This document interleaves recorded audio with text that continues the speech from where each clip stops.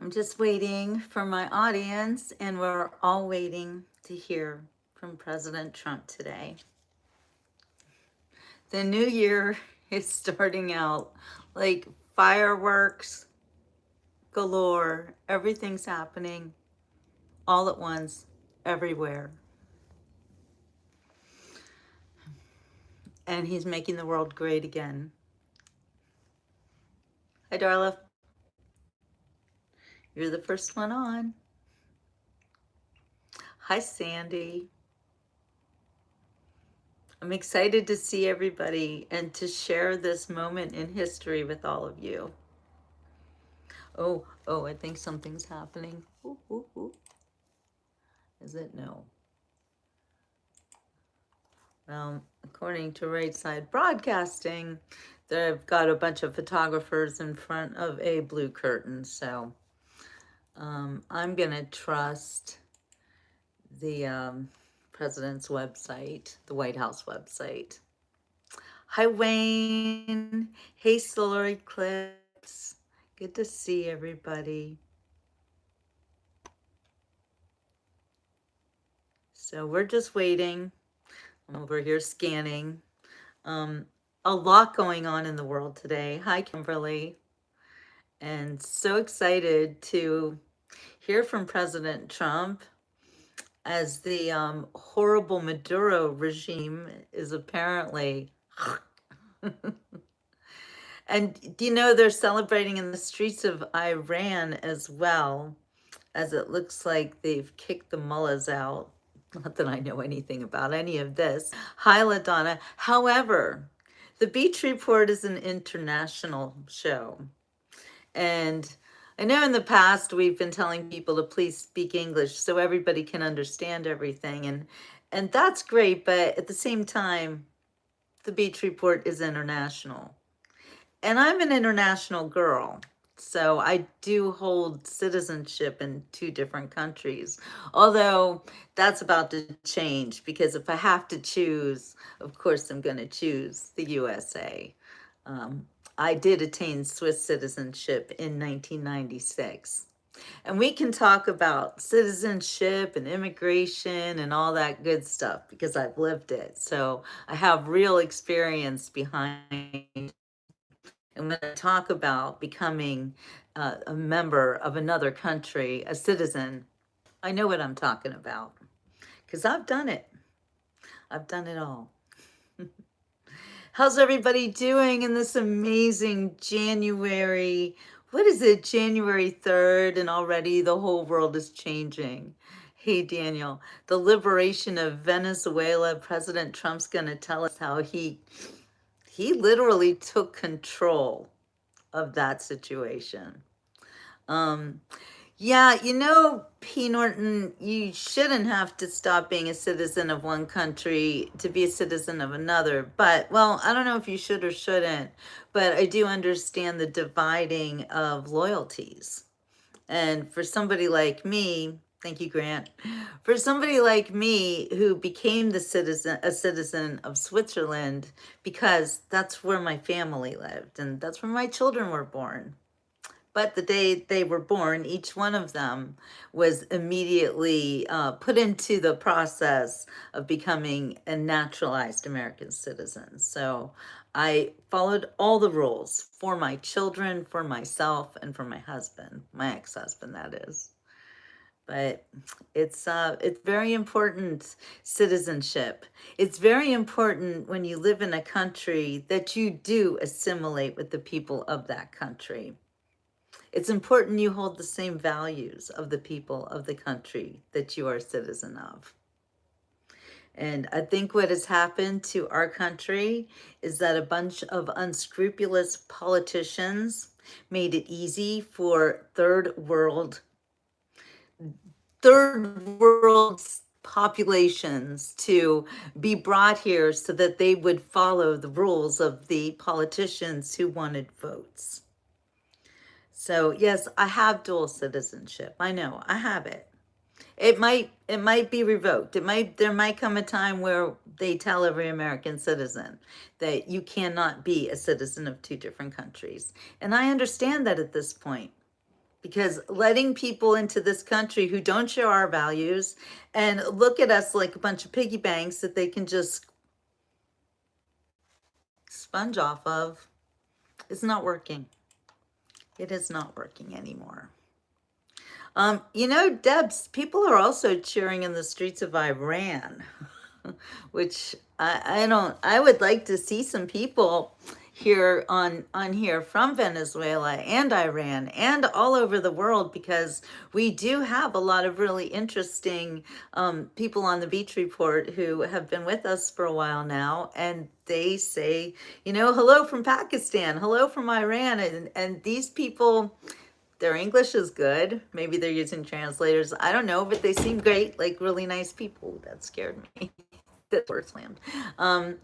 They seem like really nice people. I'm not equating people with the government. The government and the people, two completely different things. Yeah, Benny Johnson, he's been a great journalist, right? I wanted to talk about journalism yesterday. The sunset took all my attention away. Being a journalist is a job where if you go into it expecting to become rich and famous, then you're doing it for all the wrong reasons. I became a journalist in 1987 when I graduated from the Scripps School of Journalism at Ohio University. And it was with the intention of telling other people's stories. I never thought of my job as something that's going to bring me riches, although I knew that it would make my name be out there, although people don't really look for the writers of newspaper articles. So I was able to maintain a kind of quiet anonymity behind the newspaper articles that I wrote all the time. Anyway, you guys want to talk about this stealth precise operation? His whole family has been tormented, especially telling the truth. Oh yeah, talking about Nick. Exactly. Thank you. Hi, Kenneth. Yes. And I'm talking about Nick. And I'm talking about people these days who tell the truth, like me. And thank you, John. But I don't want to be pretty, I want to be pretty interesting. I want to be pretty impactful when it comes to telling people the truth. I'm a truth seeker. I always have been, and I don't do this to get wealthy. And I also don't want to be famous, but I understand that you have to know who I am if you're going to listen to me. So, good morning, Amy. And I really also appreciate the people who join me on the Beach Report. There are people here who have been following me for the past 10 years, and I have made the most amazing friends. Oh, there's Reiner. my friendly German Deutschlander. It's good to see you. Good morning, Nathan. Welcome, everybody. We're still waiting for President Trump. He is often late, but you know what? Can you blame him? That dude works so hard. He is always somewhere, everywhere, doing everything. Saving the world right now. Good Nova. That's how we say it in Switzerland. Yeah, that means good afternoon actually, but it is it's still Guten Morgen here in Florida on the East Coast of the United States. So Nathan, we are waiting. We are waiting for President Trump to come on live because he is going to address the nation about what's going on in the rest of the world, namely Venezuela. So it looks like President Trump has, I can go on Benny's channel, absolutely. The only thing I worry about is I don't want to take Benny's content, that's not really my way. And people sometimes even get upset at me for doing President Trump shows like this, where I'm live with President Trump. But you know what? He's a public figure and he's giving public speeches to the people of my country and indeed the entire world. I have every right to broadcast him live. And I am an actual card-carrying journalist if you need credentials. But, these days we don't really need credentials anymore. Good morning, Gloria. And you're right, Benny does love sharing truth. So that's true. And you know what? He lives in Florida. I should go meet him sometime. I should interview Benny Johnson. That would be kind of fun if if he would if he would come on the beach report. And why not? I'm one of his elders. And I am, yeah, we're giving him credit because he's great. And I want everybody who is a journalist right now, and you're just a regular person like I am. I mean, I was always an in the trenches journalist. I wrote for the Pittsburgh Post Gazette for a long time. I started my career on the Jersey Shore at a news magazine, which is like a little newspaper, but a little more fun. It's fun too. It's fun to live and work at the seashore. Okay, so I'm looking for Benny Johnson. Give me a second here. Well, I call that up.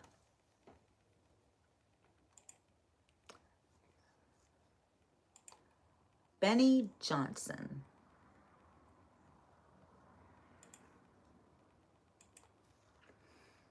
Hey, Jim up north.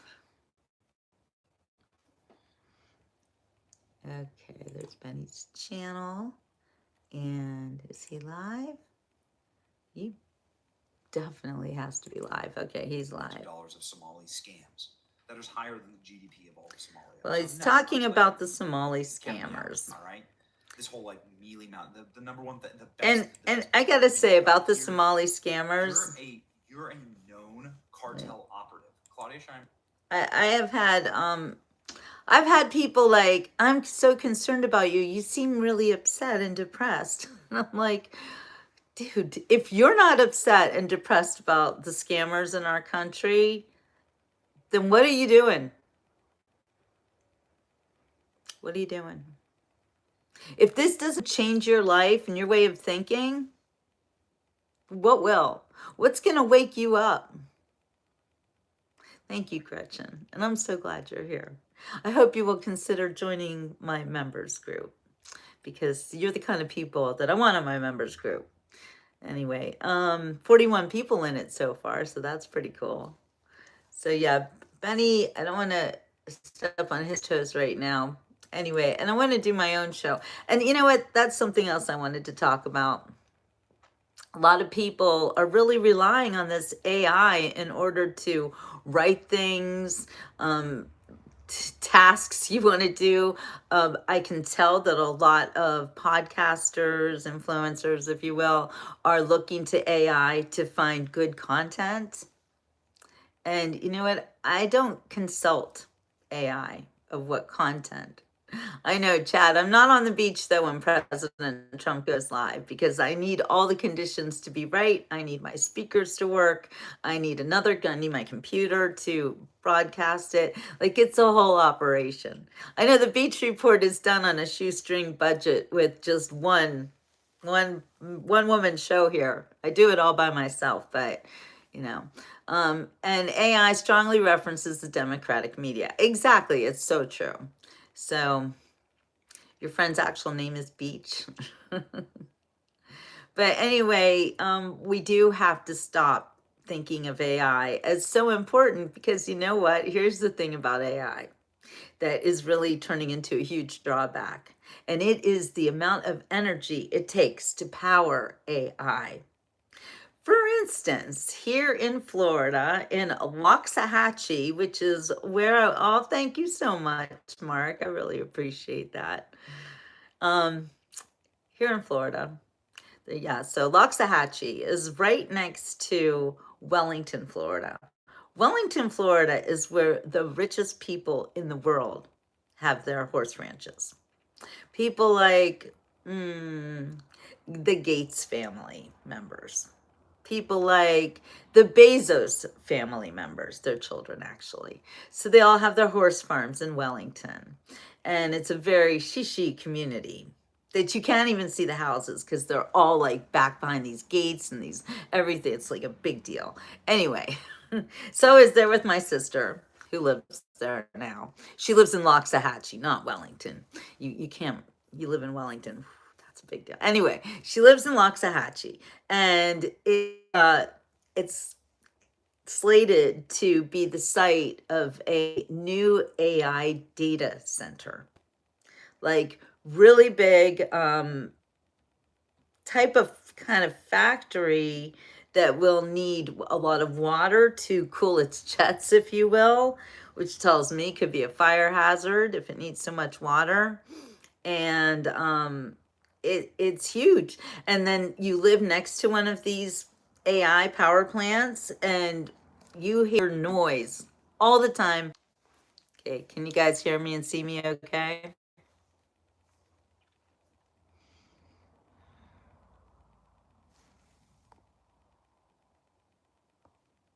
All right, give me a sound check, you guys. So, all right, good, we're back. Thank you, Michael. I appreciate that. All right, thanks, guys. So anyway, people in different communities, like in West Virginia, people, thank you, Gloria, people have problems with the fracking machines. So they're living in, they think, rural West Virginia, and the next thing you know, all night and day you hear this weird noise. So that's also an energy situation. And pretty soon, I think the people are really going to rebel against this because it's really bad where you can't sleep. People have had to like move into their basements, and that's also not the best thing because of something called radon. You might remember that from the 80s and 90s, but I think it's still an issue. Um, yeah, there's that. The power thing is something crazy. And do we want to live in a world of AI and all we hear around us is this whooshing sound constantly nonstop? Because and then it uses all of our water. That is not sustainable, like even a little bit. So I am thinking that this whole AI situation is going to have to come to a head soon. And it's also not good for you and me. It is not good for you to not be able to write a paragraph by yourself. And I'm a writer, okay? And so, I have been trying to work with the AI to like get my thoughts in order, thinking, and in a lot of ways it seems like it's helpful. But when you start to rely on it to tell your story, then you see that the AI is lying all the time. It is making things up. It is not realistic. It is not a person. It is something fake meant to really control you. So I used to think, well, this like this AI revolution, but the more I see and the more I hear, and by hearing, I mean hearing this incessant noise from these AI data centers that you cannot escape. I don't think we're going to be able to do that for much longer. So anyway, they're trying to fight it right now in Palm Beach County. There is a meeting on January 6th. If you live in the area of Palm Beach County, if you haven't heard of it by now, and I'm sure you have, because everyone in Palm Beach County is flipping out over this Loxahatchee data center. It was originally some kind of a power plant, and then it got scrapped for some reason, and now it's back online, and it's going to be a nightmare. So I do urge you, if you do live in the area, to maybe go make your voice known. Hopefully the commissioners in Palm Beach will listen to you. I am torn about going to this meeting. Oh, President Trump is here. Okay, hold on. Ah. Wait, come on. Sorry, guys. Why can't we hear? Appreciate you being here. Okay. Late last night, Sorry. early today, at my direction, the United States Armed Forces conducted an extraordinary military operation in the capital of Venezuela. Overwhelming American military power, air, land, and sea, was used to launch a spectacular assault. And it was an assault like people have not seen since World War II. It was a force against a heavily fortified military fortress in the heart of Caracas. to bring outlaw dictator Nicolas Maduro to justice. This was one of the most stunning, effective, and powerful displays of American military might and competence in American history. And if you think about it, we've done some other good ones like the attack on Soleimani, the attack on al-Baghdadi, and the obliteration and decimation of the Iran nuclear sites just recently in an operation known as Midnight Hammer, all perfectly executed and done. No nation in the world could achieve what America achieved yesterday, or frankly, in just a short period of time. All Venezuelan military capacities were rendered powerless as the men and women of our military, working with U.S. law enforcement, successfully captured Maduro in the dead of night. It was dark. The lights of Caracas were largely turned off due to a certain expertise that we have. It was dark and it was deadly. But captured along with his wife, Celia Flores, both of whom now face American justice. Maduro and Flores have been indicted in the Southern District of New York. It's Jay Clayton, for their campaign of deadly narco-terrorism against the United States and its citizens. I want to thank the men and women of our military who achieved such an extraordinary success overnight with breathtaking speed, power, precision, and competence. You rarely see anything like it. You've seen some raids in this country that didn't go so well. They were an embarrassment. If you look back to Afghanistan, or if you look back to the Jimmy Carter days, they were different days. We're a respected country again, like never before. These highly trained warriors operating in collaboration with U.S. law enforcement caught them in a very ready position. They were waiting for us. They knew we had many ships out in the sea, just sort of waiting. They knew we were coming. So they were in a ready, what's called a ready position. But they were completely overwhelmed and very quickly incapacitated. If you would have seen what I saw last night, you would have been very impressed. I'm not sure that you'll ever get to see it, but it was an incredible thing to see. Not a single American service member was killed, and not a single piece of American equipment was lost. We had many helicopters, many planes, many people involved in that fight.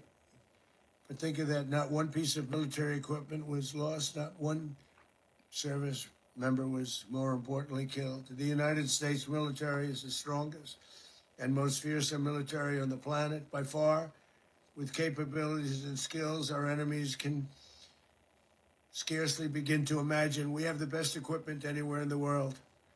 There's no equipment like what we have. And you see that even if you just look at the boats. You know, we've knocked out 97% of the drugs coming in by sea. 90%. Each boat kills 25, on average, 25,000 people. We knocked out 97%. And those drugs mostly come from a place called Venezuela. We're going to run the country until such time as we can do a safe, proper, and judicious transition. So we don't want to be involved with having somebody else get in and we have the same situation that we had for the last long period of years. So we are going to run the country until such time as we can do a safe, proper, and judicious transition. And it has to be judicious because that's what we're all about. We want peace, liberty, and justice for the great people of Venezuela. And that includes many from Venezuela that are now living in the United States and want to go back to their country. It's their homeland. We can't take a chance that somebody else takes over Venezuela that doesn't have the good of the Venezuelan people in mind. We've had decades of that. We're not going to let that happen. We're there now, and what people don't understand, but they understand as I say this, we're there now, but we're going to stay until such time as the proper transition can take place. So we're going to stay until such time as we're going to run it essentially until such time as a proper transition can take place. As everyone knows, the oil business in Venezuela has been a bust, a total bust for a long period of time. They were pumping almost nothing by comparison to what they could have been pumping and what could have taken place. We're going to have our very large United States oil companies, the biggest anywhere in the world, go in, spend billions of dollars, fix the badly broken infrastructure, the oil infrastructure, and start making money for the country. And we are ready to stage a second and much larger attack if we need to do so. So we were prepared to do a second wave if we needed to do so. We actually assumed that a second wave would be necessary, but now it's probably not.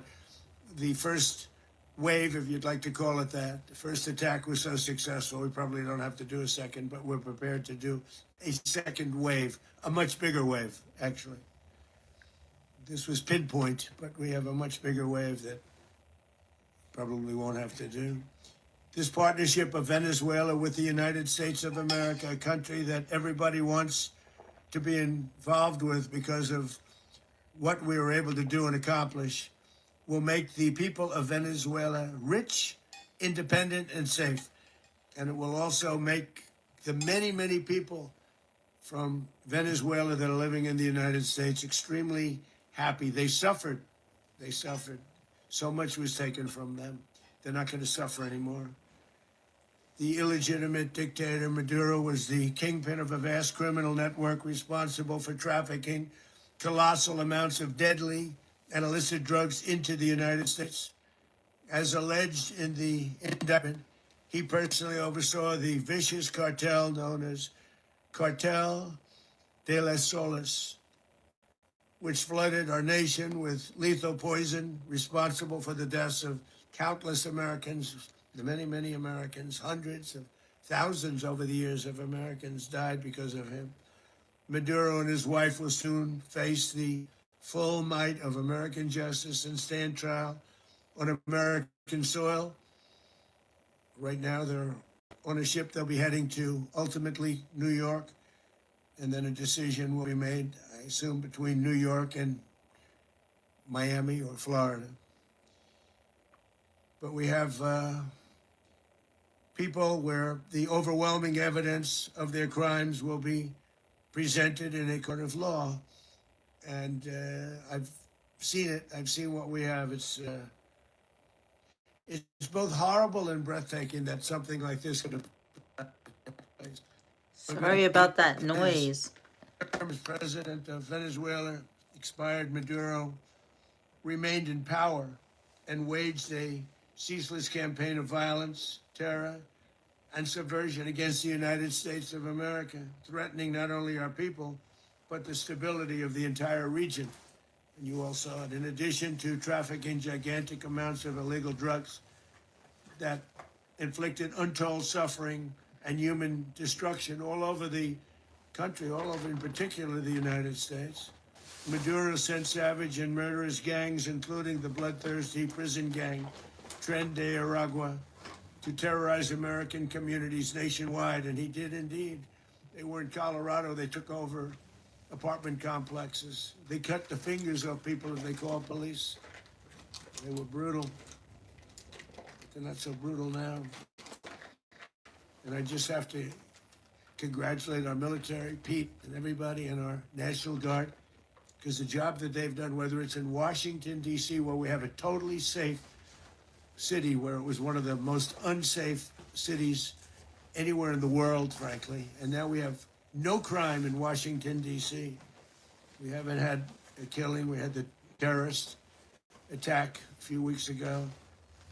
A little bit of a different kind of a threat, but we haven't had a killing in a long period of time. 6, 7, we used to 2, on average 2 a week.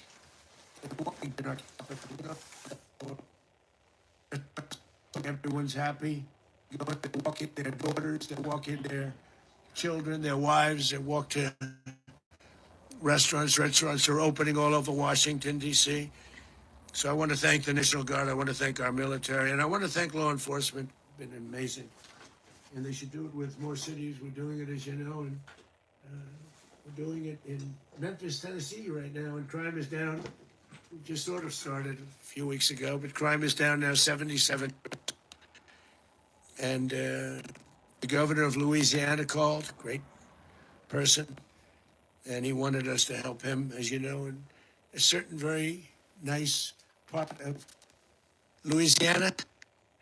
We have done that. It was a rough section, and we have crime down. I understand it's down to almost nothing already after 2.5 weeks.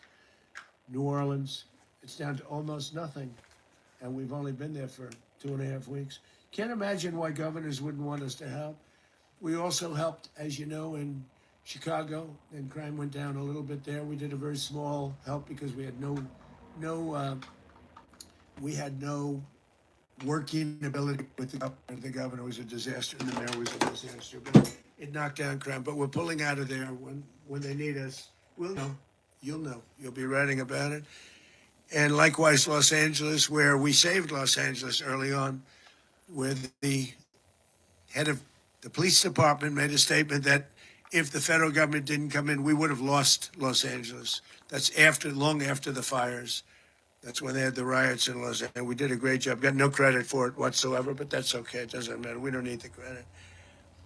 But we'll be pulling out when they need us. They'll call, or we'll go back if we have to. We'll go back. But we did a great job in various cities. But the place that we're very proud of is Washington, D.C., because it's our nation's capital. We took it from being a crime-ridden mess to being one of the safest cities in the country. But the gangs that they said raped, tortured, and murdered American women and children, they were in all of the cities I mentioned, Tren de Aragua, and they were sent by Maduro to terrorize our people, and now Maduro will never again be able to threaten an American citizen or anybody from Venezuela. There will no longer be threats. For years, I've highlighted the stories of those innocent Americans whose lives were so heartlessly robbed by this Venezuelan terrorist organization. Really one of the worst. One of the worst, they say the worst. Americans like 12-year-old Jocelyn Nungari from Houston. Beautiful Jocelyn Nungari, what happened to her? They, as you know, they kidnapped, assaulted, and murdered by Tren de Aragua animals. They murdered Jocelyn and left her dead under the bridge. There was a bridge that will never be the same to so many people after seeing what happened. As I've said many times, the Maduro regime emptied out their prisons, sent their worst and most violent monsters into the United States to steal American lives. And they came from mental institutions and insane asylums. They came from prisons and jails. The reason I say both, they sound similar. Actually, prisons, a little bit more hostile, a little bit tougher. A mental institution isn't as tough as an insane asylum, but we got them both. They sent from their mental institutions. They sent from their jails, prisons. They were drug dealers. They were drug kingpins. They sent everybody bad into the United States. But no longer. And we have now a border where nobody gets through. In addition, Venezuela unilaterally seized and stole American oil, American assets, and American platforms, costing us billions and billions of dollars. They did this a while ago, but we never had a president that did anything about it. They took all of our property. It was our property. We built it. And we never had a president that decided to do anything about it. Instead, they fought wars that were 10,000 miles away. We built Venezuela oil industry with American talent, drive, and skill, and the socialist regime stole it from us during those previous administrations, and they stole it through force. This constituted one of the largest thefts of American property in the history of our country. Considered the largest theft of property in the history of our country.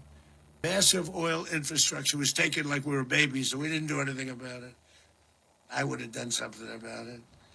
America will never allow foreign powers to rob our people or drive us back into and out of our own hemisphere. That's what they did. Furthermore, under the now deposed dictator Maduro, Venezuela was increasingly hosting foreign adversaries in our region and acquiring menacing offensive weapons that could threaten U.S. interests and lives. And they used those weapons last night. Potentially in league with the cartels operating along our border. All of these actions were in gross violation of the core principles of American foreign policy, dating back more than 2 centuries, and not anymore. All the way back, it dated to the Monroe Doctrines. And the Monroe Doctrine is a big deal, but we've superseded it by a lot, by a real lot. They now call it the Donroe Document. I don't know. It's Monroe Doctrine. We sort of forgot about it. It was very important, but we forgot about it. We don't forget about it anymore. Under our new national security strategy, American dominance in the Western Hemisphere will never be questioned again. Won't happen. So just in concluding, for decades, other administrations have neglected or even contributed to these growing security threats in the Western Hemisphere. Under the Trump administration, we are reasserting American power in a very powerful way in our home region. And our home region is very different than it was just a short while ago. The future will be, and we did this in my first term. We had great dominance in my first term, and we have far greater dominance right now. Everyone's coming back to us. The future will be determined by the ability to protect commerce and territory and resources that are core to national security. These are core to our national security. Just like tariffs are, they've made our country rich, and they've made our national security strong, stronger than ever before. But these are the iron laws that have always determined global power. And we're going to keep it that way. We will secure our borders. We will stop the terrorists. We will crash the cartels, and we will defend our citizens against all threats, foreign and domestic. Other presidents may have lacked the courage or whatever to defend America, but I will never allow terrorists and criminals to operate with impunity against the United States. This extremely successful operation should serve as warning to anyone who would threaten American sovereignty or endanger American lives. Very importantly, the embargo on all Venezuelan oil remains in full effect. The American Armada remains poised in position, and the United States retains all military options until United States demands have been fully met and fully satisfied. All political and military figures in Venezuela should understand what happened to Maduro can happen to them, and it will happen to them if they aren't just, fair, even to their people. The dictator and terrorist, Maduro, is finally gone, and Venezuela people are free. They're free again. It's been a long time for them, but they're free. America is a safer nation this morning. It's a prouder nation this morning because it didn't allow this horrible person and this country that was doing very bad things to us. It didn't allow it to happen. And the Western Hemisphere is right now a much safer place to be. So I want to thank everybody for being here. I want to thank General Raisin Kane. He's a fantastic man. I've worked with a lot of generals. I worked with some I didn't like. I worked with some I didn't respect. I worked with some that just weren't good. But this guy is fantastic. I watched last night one of the most precise attacks on sovereignty. I mean, it was an attack for justice. And I'm very proud of him, and I'm very proud of our Secretary of War, Pete Hegseth, who I'm going to ask to say a few words. Thank you very much.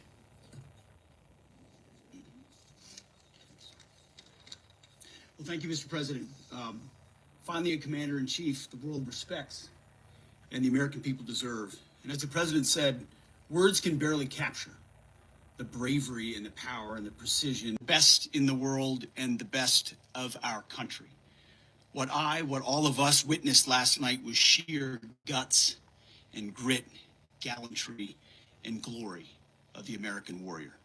I'm simply humbled by such men. And I tip my hat to our chairman, Dan Raisin Kane, and all those Americans who stood watch last night. Our warriors are the elite of America, and again, President Trump has your back. No other country on planet Earth, and it's not even close, could pull this kind of operation off. And no other president has ever shown this kind of leadership, courage, and resolve, the most powerful combination the world has ever seen. As the president said, our adversaries remain on notice. America can project our will anywhere, anytime. The coordination, the stealth, the lethality, the precision, the very long arm of American justice, all on full display in the middle of the night. Nicolas Maduro had his chance, just like Iran had their chance, until they didn't and until he didn't. He effed around and he found out. President Trump is deadly serious about stopping the flow of gangs and violence to our country. Deadly serious about stopping the flow of drugs and poison to our people. Deadly serious about getting back the oil that was stolen from us. And deadly serious about reestablishing American deterrence and dominance in the Western Hemisphere. This is about the safety, security, freedom, and prosperity of the American people. This is America first. This is peace through strength. And the United States War Department is proud to help deliver it. Welcome to 2026, and under President Trump, America is back. I'd like to welcome now our chairman, Chairman Raisin Kane, to give a few more details about the operation. Mr. Chairman. Thank you, Mr. Secretary. Thank you, Mr. President, and good morning. Last night, on the order of the President of the United States and in support of a request from the Department of Justice, as the President said, the United States military conducted an apprehension mission in Caracas, Venezuela, to bring to justice two indicted persons, Nicolas and Cecilia Maduro. This operation, known as Operation Absolute Resolve, was discreet, precise, and conducted during the darkest hours of January 2nd and was the culmination of months of planning and rehearsal, an operation that, frankly, only the United States military could undertake. What I'd like to do this morning is talk to you through some of the preparation and the details without compromising any of our tactics, techniques, and procedures. There is always a chance that we'll be tasked to do this type of mission again. Our interagency work began months ago and built on decades of experience of integrating complex air, ground, space, and maritime operations. While the past 2 decades have honed the skills of our special operations forces, this particular mission required every component of our joint force, with soldiers, sailors, airmen, Marines, and Guardians working in unison with our intelligence agency partners and law enforcement teammates in an unprecedented operation. We leveraged our unmatched intelligence capabilities and our years of experience in hunting terrorists. And we could not have done this mission without the incredible work by various intelligence agencies, including the CIA, NSA, and NGA. We watched, we waited, we prepared, we remained patient and professional. This mission was meticulously planned, drawing lessons from decades of missions over the last many years, many missions over these last many years. This was an audacious operation that only the United States could do. It required the utmost of precision and integration within our joint force. And the word integration does not explain the sheer complexity of such a mission. An extraction so precise, it involved more than 150 aircraft launching across the Western Hemisphere in close coordination, all coming together in time and place to layer effects for a single purpose: to get an interdiction force into downtown Caracas while maintaining the element of tactical surprise. Failure of one component of this well-oiled machine would have endangered the entire mission, and failure is never an option for America's joint force.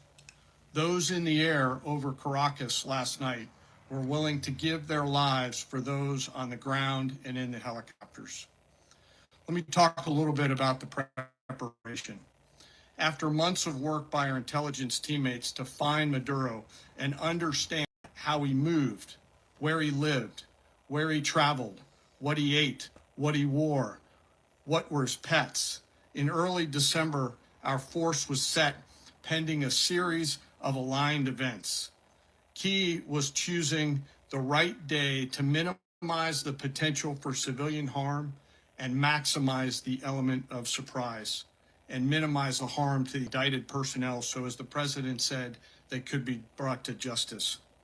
And as the president said earlier today, weather in Venezuela is always a factor this time of the year. And over the weeks through Christmas and New Year's, the men and women of the United States military sat ready, patiently waiting for the right triggers to be met and the president to order us into action. Last night, the weather broke just enough, clearing a path that only the most skilled aviators in the world could maneuver through. Ocean, mountain, low cloud ceilings. But when tasked with a mission, this organization does not quit. At 10:46 p.m. Eastern Time last night, the president ordered the United States military to move forward with this mission. He said to us, and we appreciate it, Mr. President, good luck and Godspeed. And those words were transmitted to the entire joint force. Over the course of the night, aircraft began launching from 20 different bases on land and sea across the Western Hemisphere. In total, more than 150 aircraft, bombers, fighters, intelligence, reconnaissance, surveillance, rotary wing were in the air last night. Thousands and thousands of hours of experience were airborne. Our youngest crew member was 20, and our oldest crew member was 40, and there's simply no match for American military might. As the night began, the helicopters took off with the extraction force, which included law enforcement officers, and began their flight into Venezuela at 100 feet above the water. As they approached Venezuelan shores, the United States began layering different effects provided by Spacecom, Cybercom, and other members of the interagency to create a pathway. Overhead, those forces were protected by aircraft from the United States Marines, the United States Navy, the United States Air Force, and the Air National Guard. The force included F-22s, F-35s, F-18s, EA-18s, E-2s, B-1 bombers, and other support aircraft, as well as numerous remotely piloted drones. As the force began to approach Caracas, the Joint Air Component began dismantling and disabling the air defense systems in Venezuela, employing weapons to ensure the safe passage of the helicopters into the target area. The goal of our air component was, and always will be to protect the helicopters and the ground force and get them to the target and get them home. As the force crossed the last point of high terrain where they'd been hiding in the clutter, we assessed that we had maintained totally the element of surprise. As the helicopter force ingressed towards the objective at low level, we arrived at Maduro's compound at 1:01 a.m. Eastern Standard Time, or 2:01 a.m. Caracas local time, and the apprehension force descended into Maduro's compound and moved with speed, precision, and discipline towards their objective and isolated the area to ensure the safety and security of the ground force while apprehending the indicted persons. On arrival into the target area, the helicopters came under fire, and they replied with that fire with overwhelming force in self-defense. One of our aircraft was hit, but remained flyable, and as the president said earlier today, all of our aircraft came home, and that aircraft remained flyable during the rest of the mission. As the operation unfolded at the compound, our air and ground intelligence teams provided real-time updates to the ground force, ensuring those forces could safely navigate the complex environment without unnecessary risk. The force remained protected by overhead tactical aviation. Maduro and his wife, both indicted, gave up and were taken into custody by the Department of Justice, assisted by our incredible U.S. military with professionalism and precision, with no loss of U.S. life. After securing the indicted persons, the force began to prep for departure. Helicopters were called in to exfiltrate the extraction force, while fighter aircraft and remotely piloted aircraft provided overhead coverage and suppressive fire. There were multiple self-defense engagements as the force began to withdraw out of Venezuela.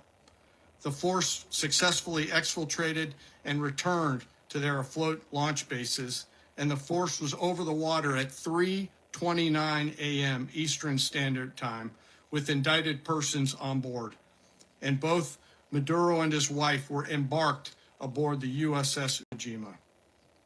In closing, what we've witnessed today is a powerful demonstration of America's joint force.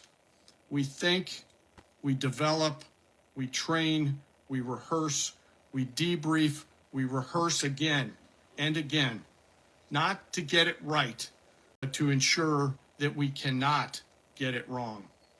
Our jobs are to integrate combat power so when the order comes, we can deliver overwhelming force at the time and the place of our choosing against any foe anywhere in the world. I am immensely proud today of our joint force and filled with gratitude to represent them here today. There is simply no mission too difficult for these incredible professionals and the families that stand by them and support them. As we stand here this morning, our forces remain in the region at a high state of readiness, prepared to project power, defend themselves, and our interests in the region. This operation is a testament to the dedication and unwavering commitment to justice and our resolve to hold accountable those who threaten peace and stability. In closing, I want to express my heartfelt gratitude to the brave men and women who executed this mission. Their courage and tireless commitment to our nation are what makes us strong. Thank you, Mr. Secretary, and thank you, Mr. President. Well, I don't have much to add to what you've heard now, other than the following points. Nicolas Maduro was indicted in 2020 in the United States. He is not the legitimate president of Venezuela. That's not just us saying it. The first Trump administration, the Biden administration, the second Trump administration, none of those three recognized him. He's not recognized by the European Union and multiple countries around the world. He is a fugitive of American justice with a $50 million reward, which I guess we saved $50 million. And Make sure. yeah, exactly. But Don't let anybody claim it. Nobody deserves it but us. But I want to be clear about one thing. Nicolas Maduro had multiple opportunities to avoid this. He was provided multiple very, very, very generous offers and chose instead to act like a wild man, chose instead to play around. And the result is what we saw tonight. The other message here is the following. You have a guy, like many people around the world, they like to play games. You have a guy who decides he's going to invite Iran into his country, is going to, do the confiscation of American oil companies, is going to flood our country with gang members, is going to take Americans prisoner and try to hold them for hostage and trade them like he was able to do with the Biden administration. Basically likes to play games all this time and thinks nothing's going to happen. And I hope what people now understand is that we have a president. The 47th president of the United States is not a game player. When he tells you that he's going to do something, when he tells you he's going to address a problem, he means it. He actions it. I can tell you, I've watched this process now for 14, 15 years, been around it. Everybody talks. I'm going to do this. I'm going to do that. When I get there, we're going to do this. We're going to take. This is a president of action. Like, I don't understand yet how they haven't figured this out. And now, if you don't know, now you know. Because this is the way it's going to play out. And I think people need to understand that this is not a president that just talks and does letters and press conferences. And, you know, if he says he's serious about something, he means it. And this is something that was a direct threat to the national interest of the United States, and the president addressed it. There's a president of peace, by the way. I told you what I just said earlier. This guy had multiple opportunities to find his way somewhere else and figure out another. He could have been living somewhere else right now, very happy, but instead he wanted to play big boy. And so now, you know, he's got other sets of problems on his hands. And but I think that the message here should be for the world. Look, the president doesn't go out looking for people to pick fights with. He's not, generally wants to get along with everybody. Talk and meet with anybody, but don't play games. Don't play games with this president's in office, because it's not going to turn out well. And so I hope that I guess that lesson was learned last night, and we hope it'll be instructive moving forward.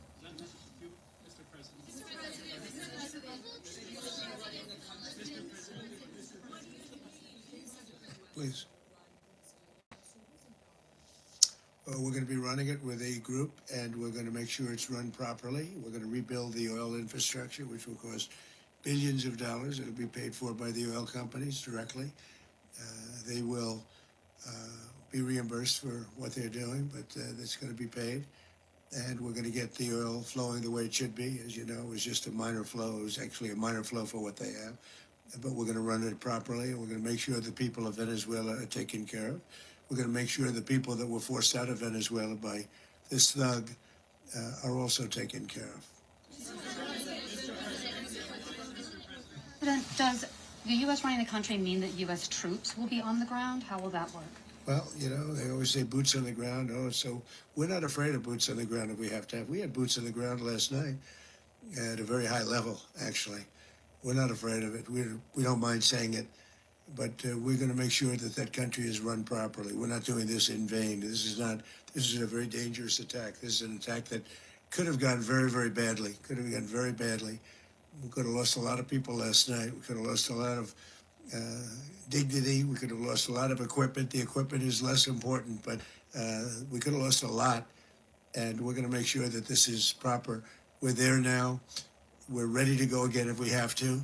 We're going to run the country right. It's going to be run very judiciously, very fairly. It's going to make a lot of money. We're going to give money to the people. We're going to reimburse people that were taken advantage of. We're going to take care of everybody. It's very important. We couldn't let them get away with it. You know, they stole our oil. We built that whole industry there, and they just took it over like we were nothing. And we had a president that decided not to do anything about it. So we did something about it. We're late, but we did something about it. Yeah, please. Mechanism by which you're going to run the country? Are you going to designate a U.S. official Yes, to coordinate? it's Can you all just unpack being that? done right now. We're designating people. We're talking to people. We're designating various people, and we're going to let you know who those people are. Would run Venezuela. Well, it's largely going to be for a period of time. The people that are standing right behind me, we're going to be running it. We're going to be bringing it back. It's a dead. You know, I talk about a dead country. A year and a half ago, we were a dead country. Now we're the hottest country anywhere in the world. We're a country doing better than any country anywhere in the world. And it required leadership. Venezuela has a lot of bad people in there, a lot of bad people that shouldn't be leading. We're not going to take a chance that one of those people take over for Maduro. So you can look at, and others, we have fantastic people, including people in the military. So we're going to have a group of people running it until such time as it can be put back on track, make a lot of money for the people, and give people a great way of life, and also reimbursement for people in our country that were forced out of Venezuela. Rubio would be. You said earlier today that you weren't going to back Machado to come back and be the opposition leader in your Fox and Friends interview. And then you also mentioned the vice president of Venezuela. Are you the vice president of Venezuela? Or how do you foresee the relationship Well, I going? understand she was just sworn in, but she was, as you know, picked by Maduro. So Marco's working on that directly. He just had a conversation with her, and she's essentially willing to do what we think is necessary to make Venezuela great again. Very simple. Mr. President, Colombian President Gustavo Petro, a couple weeks ago, he said he's got to watch his ass. And today he said he's not concerned about anything happening to him in the aftermath of this operation. So just what your message is Well, about he that. has cocaine mills. He has factories where he makes cocaine. And yeah, I think I stick by my first statement. He's making cocaine. They're sending it into the United States. So he does have to watch his ass. Mr. President, did you notify any members of Congress in advance? Marco, do you want to talk about that? Because you were involved in it. We call members of Congress immediately after. This was not the kind of mission that you can do congressional notification on. It was a trigger-based mission in which conditions had to be met night after night. We watched and monitored that for a number of days. So it's just simply not the kind of mission you can call people and say, hey, we may do this at some point in the next 15 days. But it's largely a law enforcement function. Remember, at the end of the day, at its core, this was an arrest of 2 indicted fugitives of American justice, and the Department of War supported the Department of Justice in that job. Now, there are broader policy implications here, but it's just not the kind of mission that you can pre-notify because it endangers the mission. Plus, if I could add one thing to that, Congress has a tendency to leak. This would not be good. If they leaked, General, I think it would have been maybe a very different result. But I have to say, they knew we were coming at some point, you know. We had a lot of ships out there. They sort of knew we were coming. We weren't. But Congress will leak, and we don't want leakers. To watch this all play out live. What was Maduro doing when the U.S. forces entered what I assume would be his home? And also, was there any point where the U.S. was considering if Maduro pushed back or resisted killing Maduro? It could have happened. It could have happened. He was trying to get into a safe place. You know what a safe place is, all steel. And he wasn't able to make it to the door.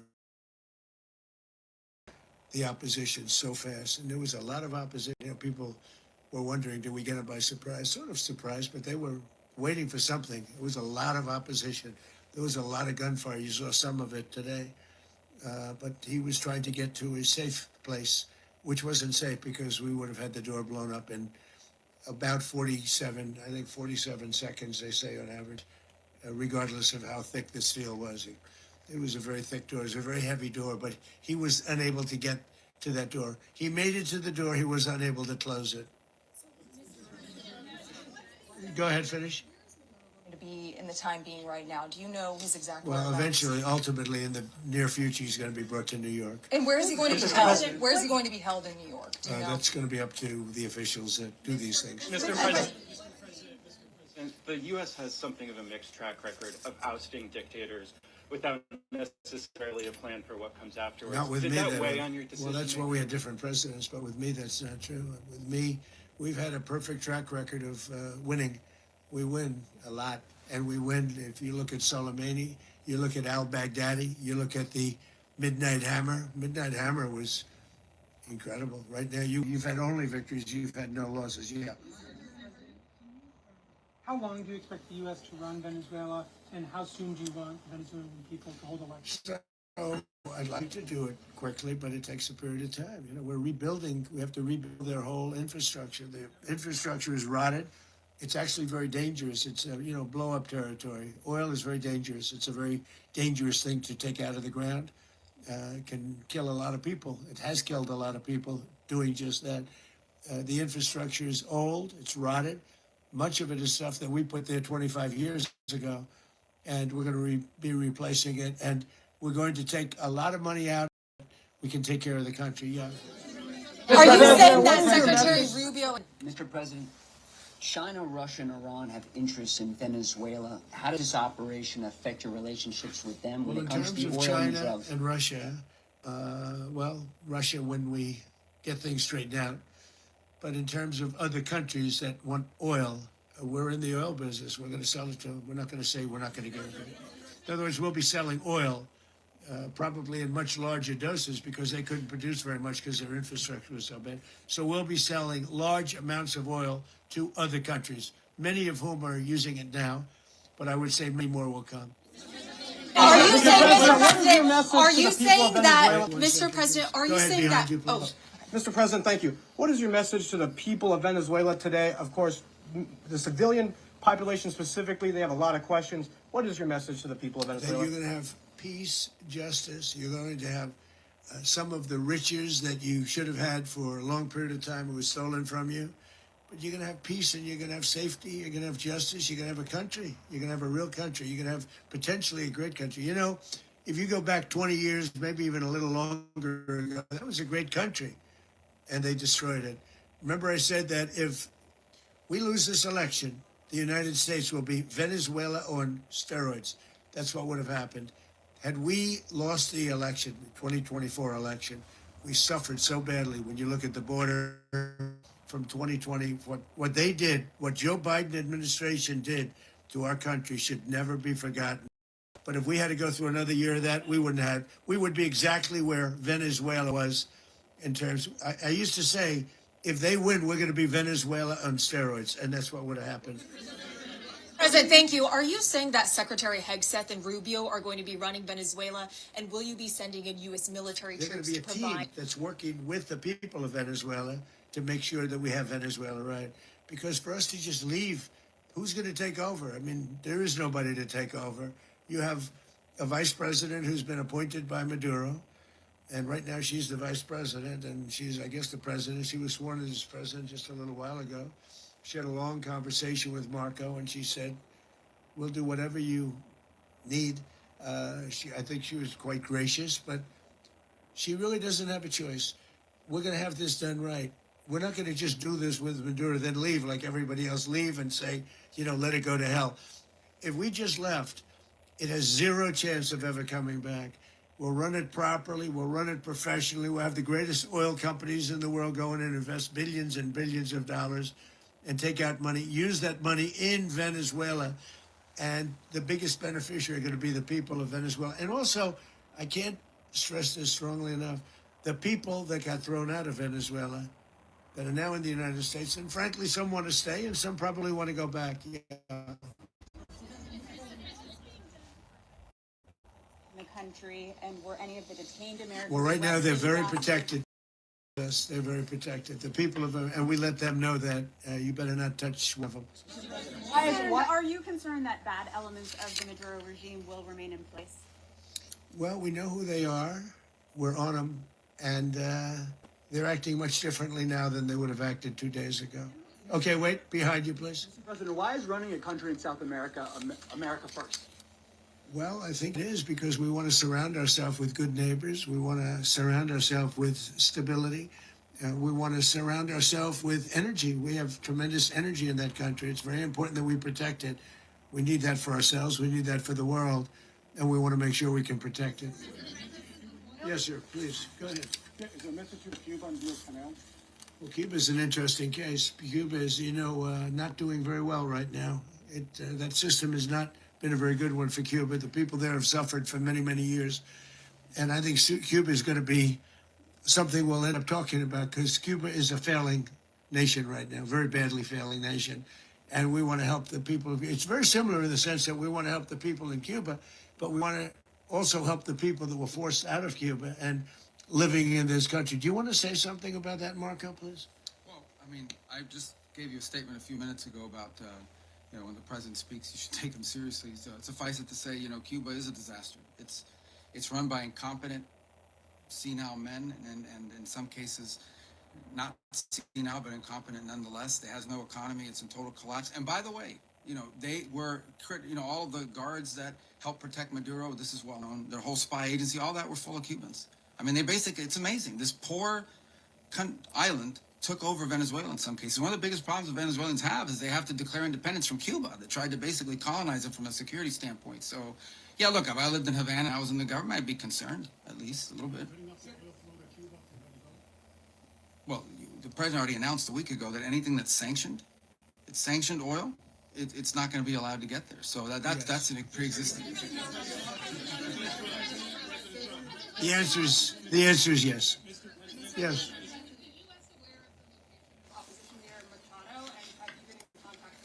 No, we haven't. No, we haven't. Mr. President. Mr. President, on Monday. Oh, I think it would be very tough for her to be the leader. She doesn't have the support within or the respect within the country. She's a very nice woman, but she doesn't have the respect. Mr. President, is it possible that the U.S. ends up administrating Venezuela for years? Well, it won't cost us anything because the money coming out of the ground is very substantial, so it's not going to cost us anything. We will. Well, we want safety there. We want to be surrounded by countries that aren't housing all of our enemies all over the world. That was happening, and you don't want to have that. But we're going to be rebuilding, and we're not spending money. The oil companies are going to go in. They're going to spend money. We're going to take back the oil that, frankly, we should have taken back a long time ago. A lot of money is coming out of the ground. We're going to get reimbursed for all of that. We're going to get reimbursed for everything that we spend. So it's going to be a very important. This is a very big evening that took place last night.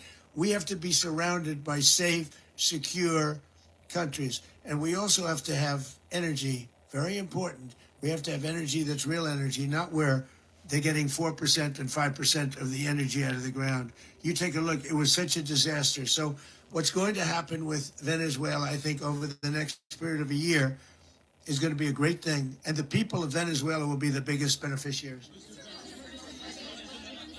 Going to send in the U.S. military. Mr. President, thank you. What did you last speak to Maduro about when you spoke? And is the Well, US I don't want at to get war into with the Venezuela? conversations, but I did have conversations with him, and I said, you got to surrender. And I actually thought he was pretty close to doing so, but now he wished he did, yeah.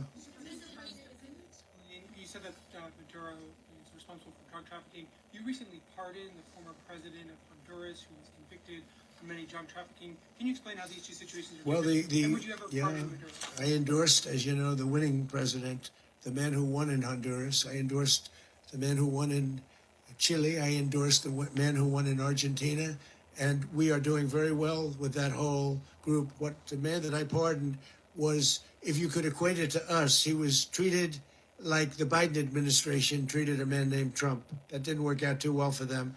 This was a man who was persecuted very unfairly. He was the head of the country. He was persecuted very unfairly. And there are a number of them. And we felt that it was a very unfair situation that happened to him. He's also a party member of the man who won. So obviously the people liked what I did. And one of the reasons that was done is because of the fact that the party in power felt very strongly that that man was treated very badly. I studied it very quickly, and then I studied it in great detail. I went to a lot of the people standing behind me, and they felt that that man was persecuted and treated very badly. That's why I gave him a pardon. You referenced boots on the ground earlier. Can you just sort of button this up? Do you envision the U.S. military having a presence in Venezuela as the U.S. runs that? Well, no, we're going to have a presence in Venezuela as it pertains to oil, because we have to have, we're sending our expertise in. So you may need something, not very much. But no, we're going to be taking out a tremendous amount of wealth out of the ground. And that wealth is going to the people of Venezuela and people from outside of Venezuela that used to be in Venezuela. And it goes also to the United States of America in the form of reimbursement for the damages caused us by that country. So I want to thank you all very much. Thank you. Do you have one? Yes, please.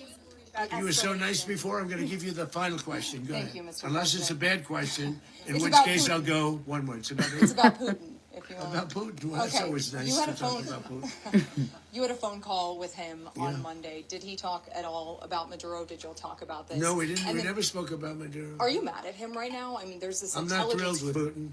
I'm not thrilled with Putin. He's killing too many people. I thought that would be so. I settled 8 1/4 war. You know what the 1/4 was? Thailand and Cambodia. I did it again. They broke out, and I did it in about 5 hours, and I settled it. I'm giving myself 1/4, so I'm up to now 8 1/4. In other words, I settled the war, but then they broke out. They had a pretty bad breakout over the last 4 days. I got them to go back to peace. So I only give 1/4. I thought the easiest one would be, one of the easier ones would be Russia, Ukraine.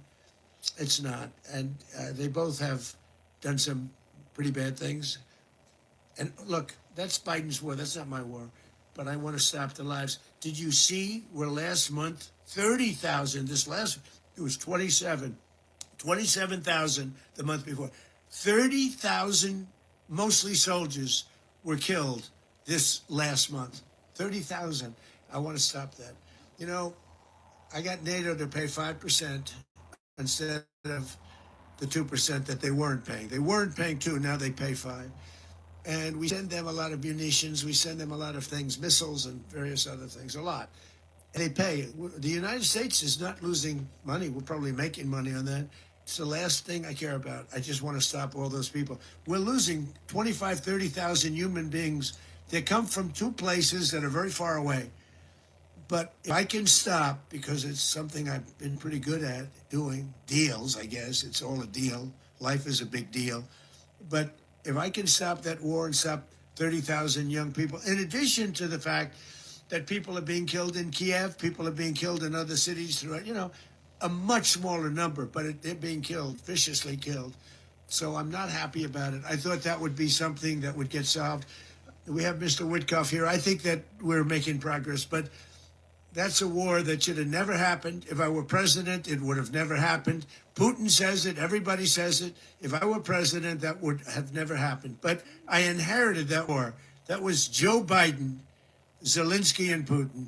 I came into the situation, and it's a mess. And I will say this. I watched an operation last night that was so precise, that was so brilliant. I mean, it was incredible. If we had our people, like this general and our people involved, that war would not have gone on very long, that I can tell you. That war, to use an old term, that war has become a bloodbath, and we want it to get stopped. Thank you very much, everybody.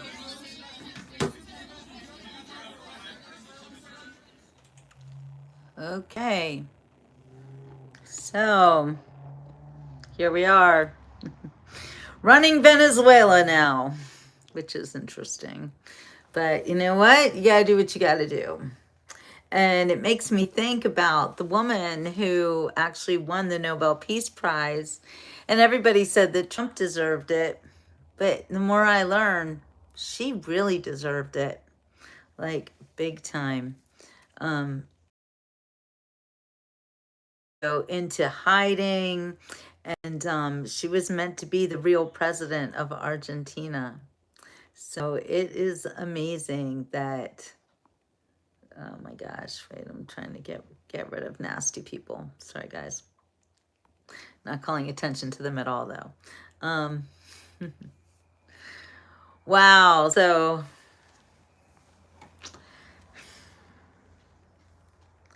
we are making the rest of the world great again, along with our own country.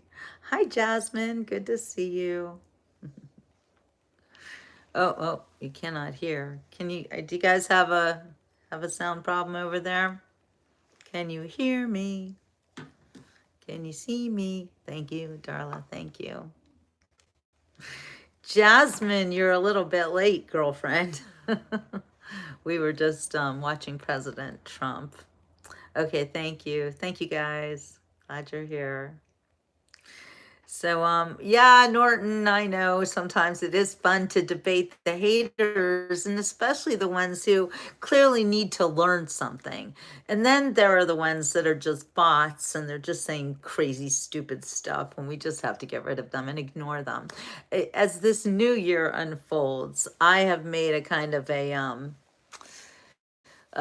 New Year's resolution, if you will, that I am not going to deal at all with the haters, the trolls, the bots. I understand that kind of, I guess I need them for engagement or whatever, which I think is stupid, but they're watching. Maybe they're subscribing. I don't know. I prefer for quality people to be on the Beach Report, and that's why I do kick off people who don't contribute to the discussion in any meaningful way, or they're just really haters. We don't need that. We have been going through so much the past 10 years, especially those of us who have believed in President Trump's mission to make America great again. I believe in it. I still believe in it. And I know sometimes they'll go off and start hating on President Trump, but that man has given everything, like literally everything, to make America great again.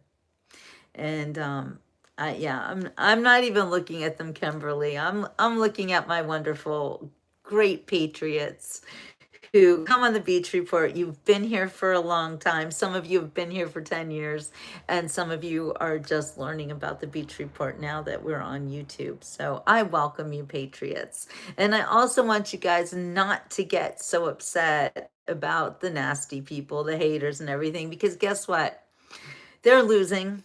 And you know that you are on the right side of history. You can see it. You can see it in the happy faces of the people from Venezuela who are now, they now have the opportunity to take their country back, to make Venezuela great again. I know people, thanks Jasmine, true. I know people from Venezuela who live in America. Actually, my dearly deceased husband, Ray, his best friend was from Venezuela. And shout out to Attila. But that guy is so great, so interesting.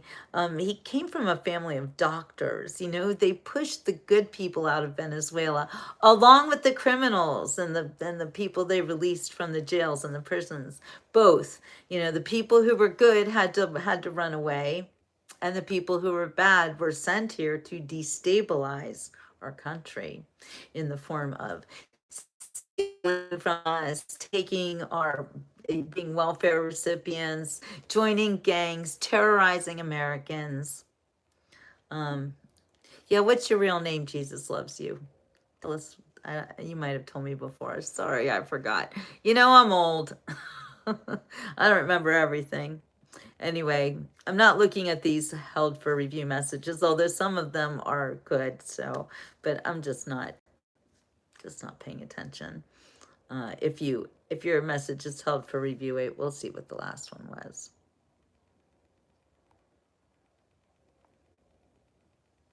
Oh no, definitely not.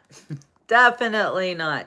In fact, that last held for review one needs to be reported because it's disgusting. So anyway, you know what, you guys, we don't want to put any of our energy into these garbage people, the people who come on my show, objectify me as some kind of a sexual toy for them, or treat all of us as we're crazy because we want to make our country great again. Hi, Susan. I'm glad you're here. I miss you. But yeah, boop, another one hits the water. That's it, Jasmine. We just toss them into the ocean. And right now I'm by the Gulf of America, so they go over there too. But thank you. Report them. When they're really disgusting, they need to be reported. I don't know if it teaches them a lesson, but whatever. I'm not here to teach anyone lessons like that. Anyway, I am so pleased with the way that our country is moving forward. I am hearing President Trump say that we're going to be reimbursed. And yeah, but you're still called Jesus Loves You. We thought you were getting a new name. It didn't change. Sorry, it didn't change. Anyway, I think that I think that we do all need to communicate with each other as real people now. You know, when the trolls come on here and they say stuff that, you know, a normal person would never walk up to you and say such a thing. They need to be deleted. They need to be canceled from our society. They don't belong. We need to stop giving up our power to AI. We need to stop giving up our power to the foreigners who come into our country and say, gimme, gimme, gimme.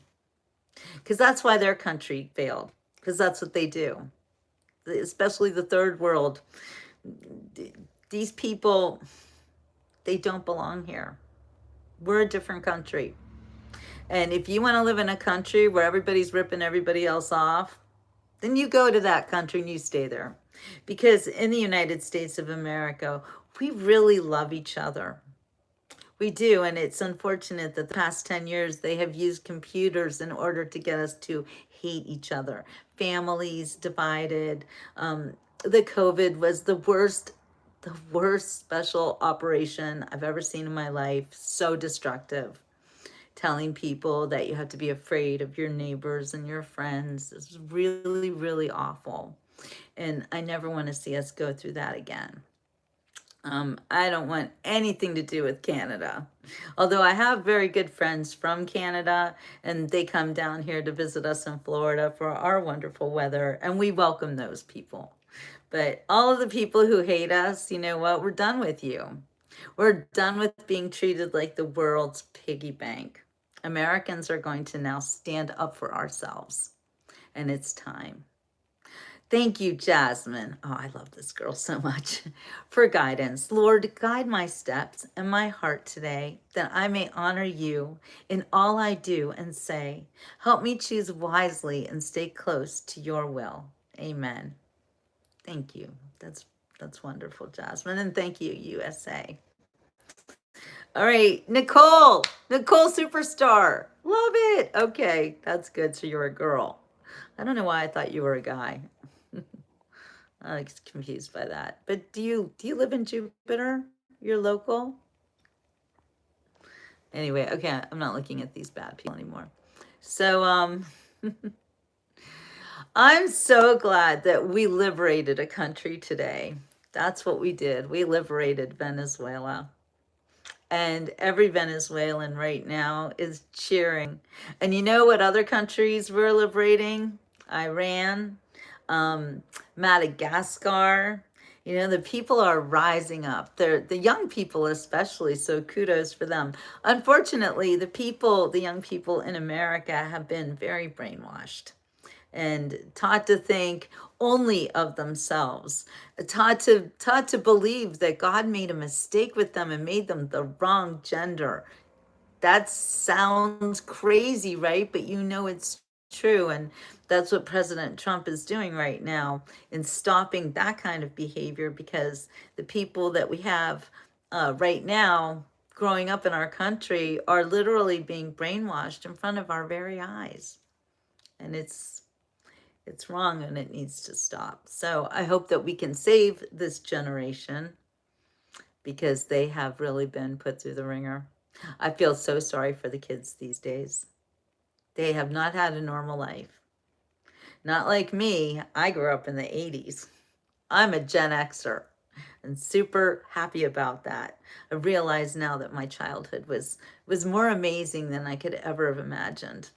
Looking back, looking at the kids these days. Jasmine, I feel for you, my friend. And I love you very much. So, yeah, we just liberated Venezuela, for those of you who don't understand what just happened. And the Venezuelans, they are cheering in the streets because they know what happened, even if you don't. All right, you guys. Well, I am going to say ciao for now.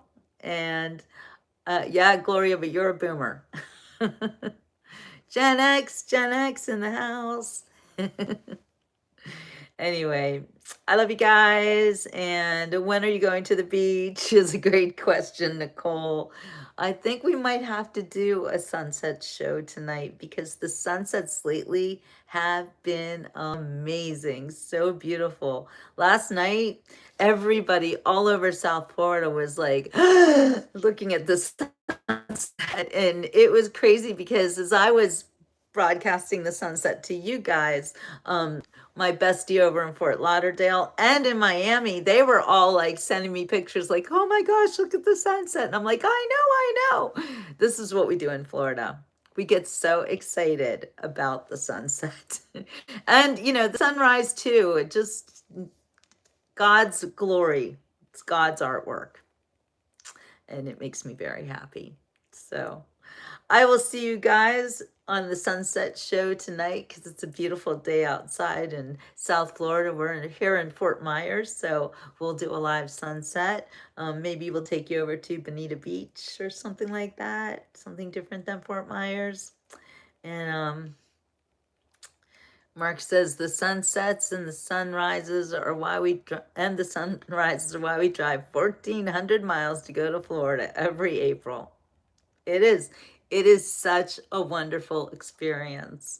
And you can see sunsets and sunrises all over the world, but something about Florida. Although I see some wonderful sunsets and sunrises, even when I'm not in Florida. All right, you guys, we will see you on the next Beach Report. So ciao for now. And shalom to you. I don't read Hebrew that well, but a little bit I can just see. Yeah, no, it's been too long. but welcome. All right, you guys. We'll see you at the sunset. And thanks for being so great today. I feel like we had a really good day on the beach report, right? We got rid of a lot of trolls and everybody was nice to each other. And we were able to debate with some people who didn't understand, but everything was good. All right. Ciao for now, Joyce.